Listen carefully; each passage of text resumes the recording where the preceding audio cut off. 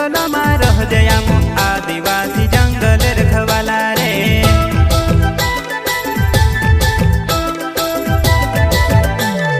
चल जंगल जमीन काजे पूजे रे आदिवासी दुनिया ने रखवाला रे। बाप देव खतरी काज पूजे रे आदिवासी सबसे निराला रे।